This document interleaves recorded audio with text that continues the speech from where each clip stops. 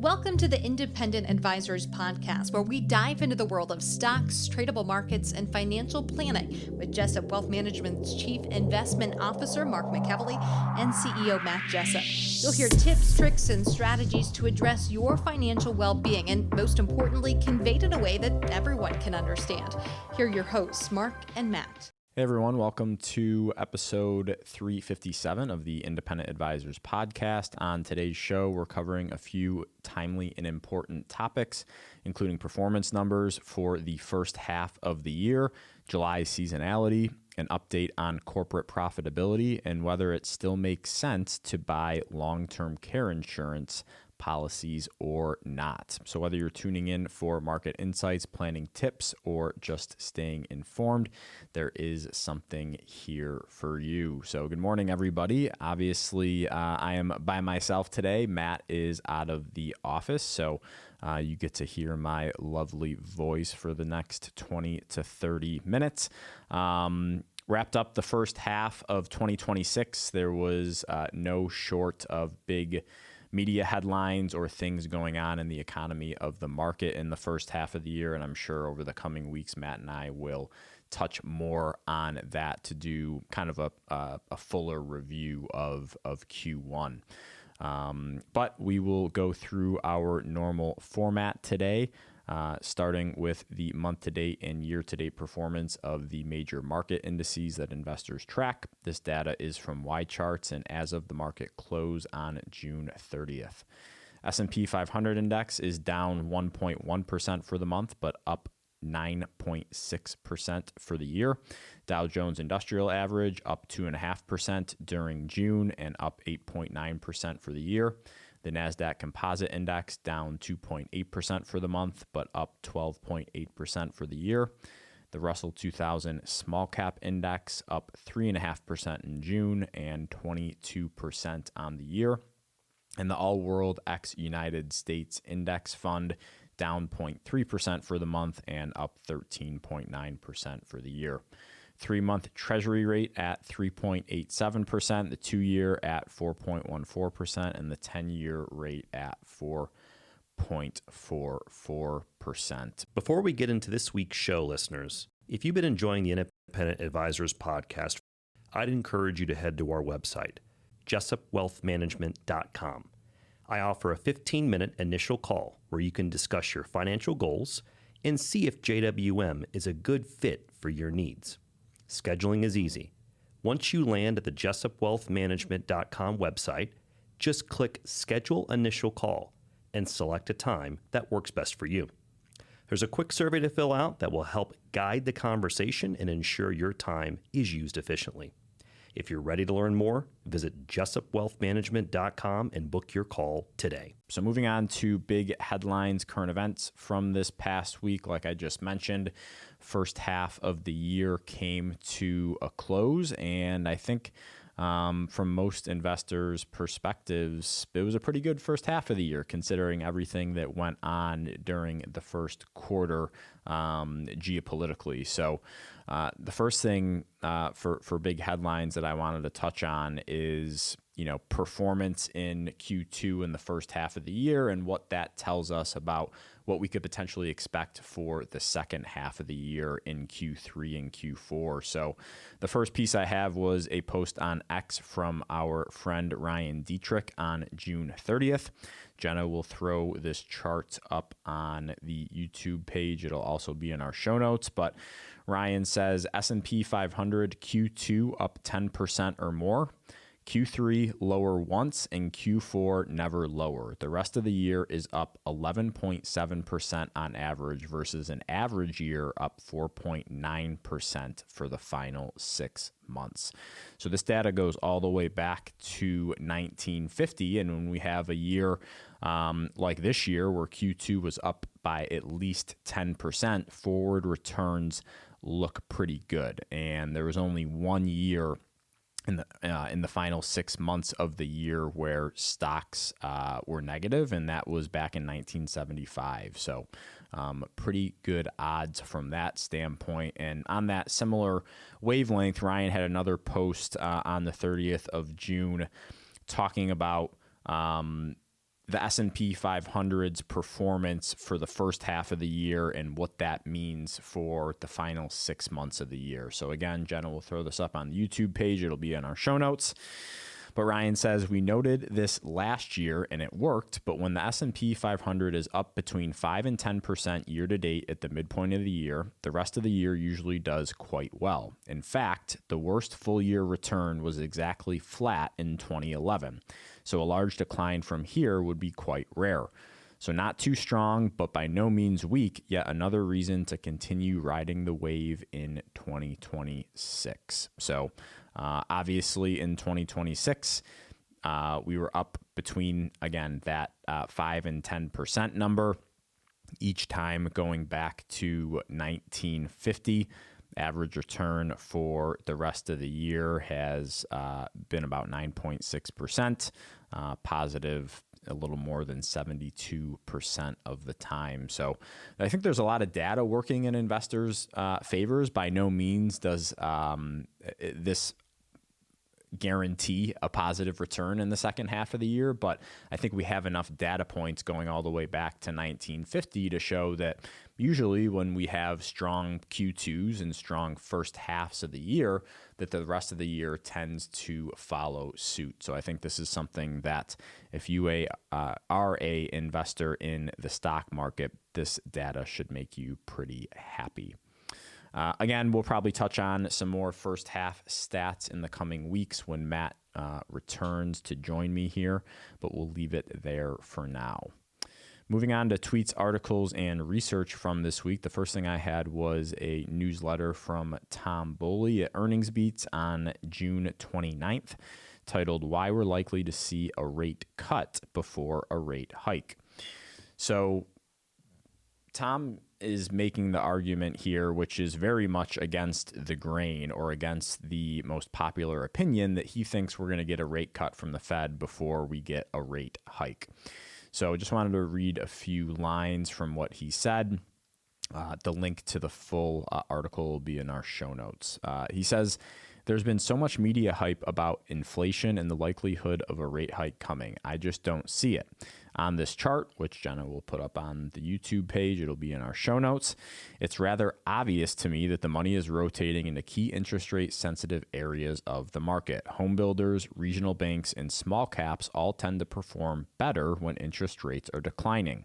The fact that all three areas are screaming higher right now suggests to me that the Fed's next move will likely be a rate cut. That's just my opinion. Feel free to disagree, but that's what the charts are telling me." And you can see pretty clearly that, really since the middle of May, these three interest rate sensitive areas of the market have been doing really well.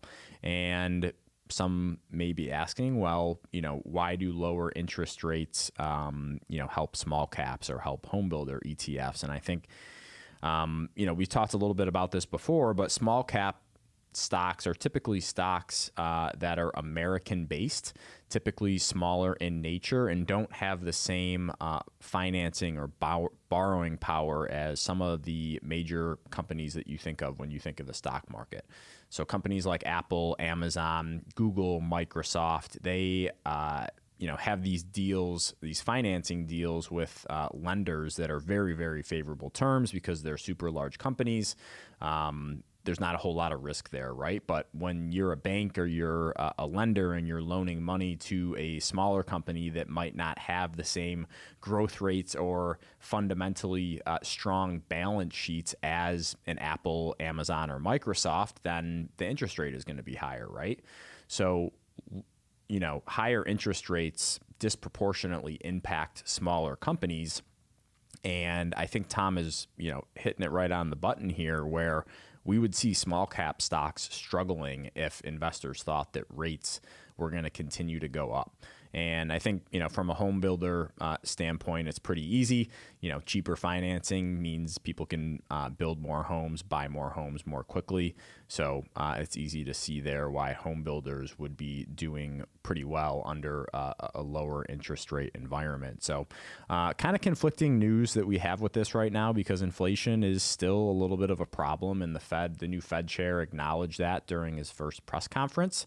So it's going to be interesting to see how this plays out over the next few months, because right now the markets are pricing in another 2 rate hikes before the end of the year. So we'll see if that comes to fruition. But if small caps and home builders keep outperforming the market, I tend to agree with Tom here that I find it hard to believe that the Fed is going to hike rates. Second thing I had was a post on X from Jeffrey Hirsch on June 26th. So Jeff said the NASDAQ's 12-day mid-year rally, Christmas in July, starts today.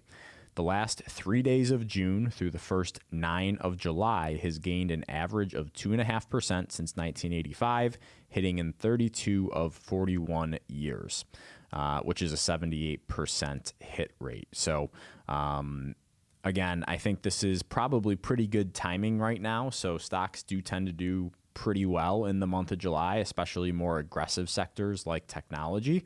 And most of that July strength comes in the first half of the month, which aligns very well with running into earnings season. I think Matt and I have talked several times on the show before on, how typically in an average year, a couple of weeks before earnings season starts at the beginning of each new quarter, you see strength in the market and you see investors rotating into companies that they think are going to report pretty solid earnings. So again, the past month in June, technology was relatively weak. So I think it makes sense that, money could rotate into tech over the next couple of weeks as we lead into earnings season and get into the second half of this year. Again, this is not a guarantee that July is going to be positive, but we have several years of data that shows us that July tends to be pretty friendly to some aggressive areas of the market like technology. Last thing from tweets, articles, and research standpoint, this was a post on X from Rob Anderson back in January, back on January 26th of this year. But as I was going through my pieces of research and deciding what to talk about today, this really stood out to me. So Rob said that companies have successfully defended profit margins despite tariffs, with S&P 500 margins nearing record highs. The margin resilience has not come only from the mega caps, with more than 70% of the S&P 500 industries with rising gross profit margins as of Q3. So again, this was earlier in this year. I'd love to see the updated data on this, but you have 70% of industries with rising gross profit margins. And I think this just goes to show you that betting on corporate America usually wins in the long run. And, over the past couple of years, the media was telling us how afraid of tariffs we should be. But publicly traded companies have evolved and continued to figure out ways to deliver value to shareholders. So I think, again, this is another great example of why we should be focusing on the things that we can control. And I think it was Warren Buffett that said, never bet against the American economy, something along those lines. And this is a really good example of that. Regulations are always going to be changing. There's always going to be new heads of government that's going to be installed and things are going to be done differently. But as we've seen over history, the market and publicly traded companies kind of evolve with the times, right? And they're always going to do what they have to do to deliver value to shareholders. So thought that was a very interesting piece. We wanted to take a minute and tell you about a service we personally use and trust, LifeLock by Norton.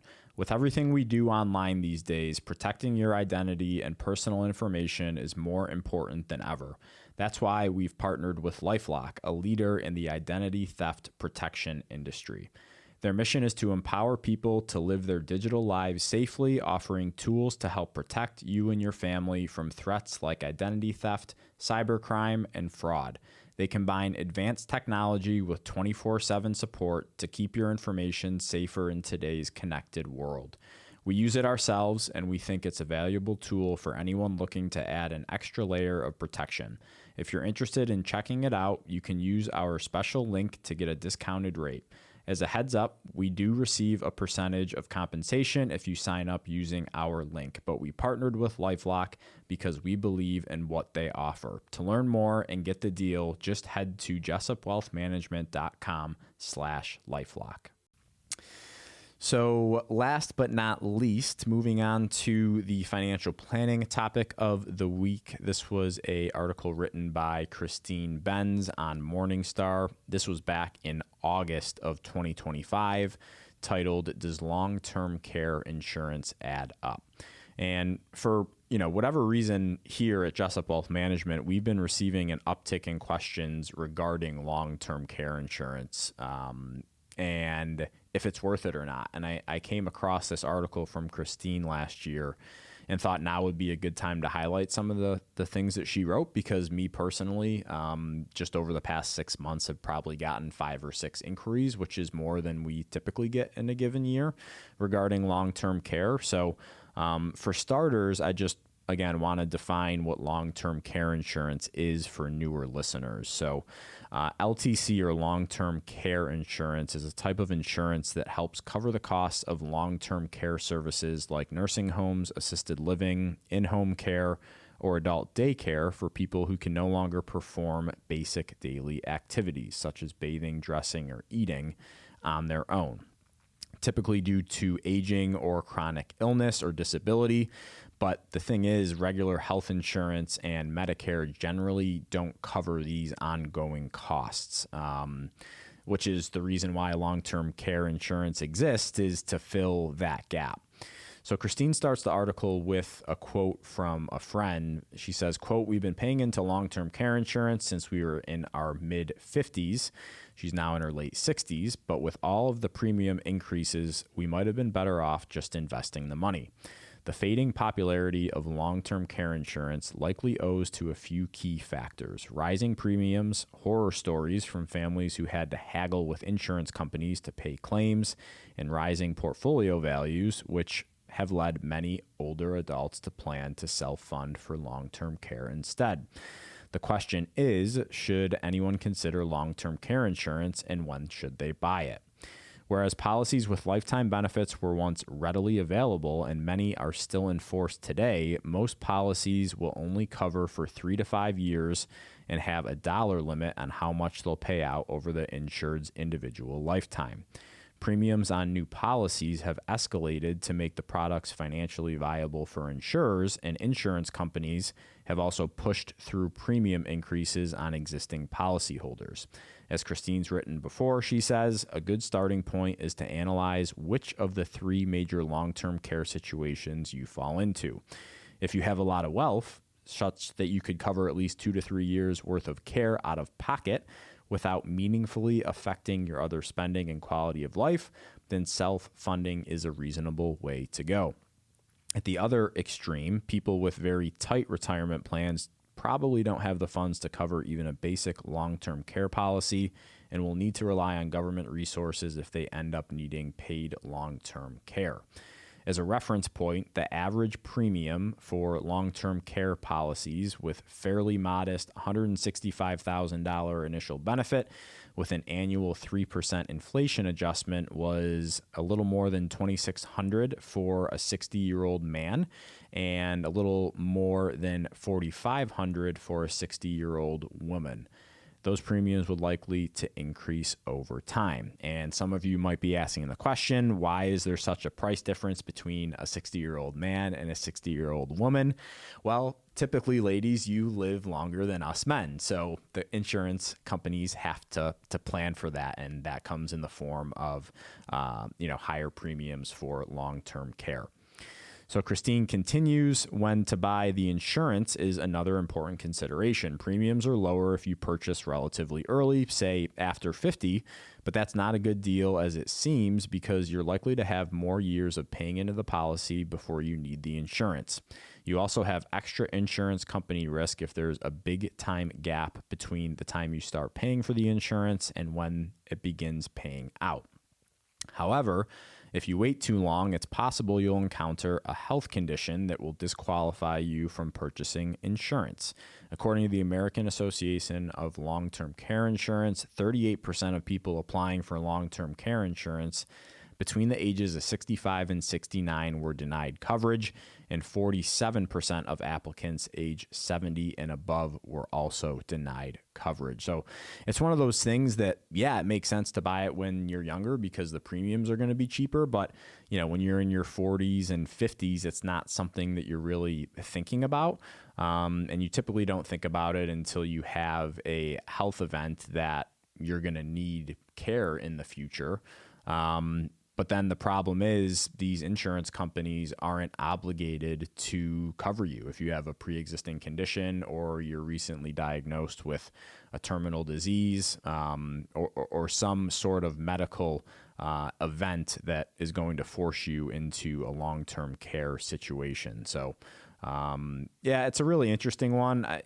Long-term care policies by themselves now aren't as popular as they were back in the day. A lot of times these insurance companies offer a hybrid life insurance policy with a long-term care rider where, your beneficiaries will get paid out in the event of your death, but then also it'll help pay for some of your long-term care costs. If you were to need it. So it's definitely a very tricky one. And like I say, everything in this industry is based on your needs and your personal financial situation. There's not a one-size-fit-all answer for this, but hopefully this provided some more information for people to think about if this is something that you think you're going to need or a loved one will need at some point in the future. I think that is it, Jenna. The one other thing that I will say is, again, we just started the third quarter here. We are going to be going into earnings season where publicly traded companies are required to report their quarterly earnings from Q2, which was the previous quarter. So it's going to kick off with the banks and financial companies reporting here in a couple of weeks, followed shortly thereafter by a lot of the big tech companies, again, as we get closer to the middle and to the end of July. So could expect some elevated volatility because, as we all know, earnings reports tend to move stock prices one way or another, up or down. So might see a little bit of heightened volatility through the beginning of August. That's something that we expect. There's nothing that I think anyone needs to do to adjust or account for that. But we will be back next week on episode 358. Thanks, everyone, for listening, and I hope you have a wonderful 4th of July weekend. Thank you for listening to the Independent Advisors Podcast. If you're interested in hearing more, hit the subscribe button so you can be notified every time a new episode gets released. Feel free to share with friends, family, and follow us on Facebook, Twitter, LinkedIn, and X. Mark and Matt will continue to share beneficial information on these social media sites. Also, check out the podcast tab on their website. That's www.jessupwealthmanagement.com. There you'll find links to every episode of the Independent Advisors. Have questions or topics you want to discuss on the show? Send an email with the words questions and topics in the subject line to inquiries@jessupwealthmanagement.com. We'll talk about it right here on the podcast. Certain sections of this commentary may contain forward-looking statements based on reasonable expectations, estimates, projections, and assumptions. Forward-looking statements are not guarantees of future performance and involve certain risks and uncertainties which are difficult to predict. All indices are unmanaged and are not available for direct investment by the public. Past performance is not indicative of future results. This podcast is provided for general informational purposes only and does not constitute either tax, legal, or financial advice. Although we do go to great lengths to make sure our information is accurate and useful, we recommend you consult a tax preparer, professional tax advisor, financial advisor, or lawyer regarding your specific circumstances. Investing involves risk, including the loss of principal. No strategy can guarantee any objective or goal will be achieved.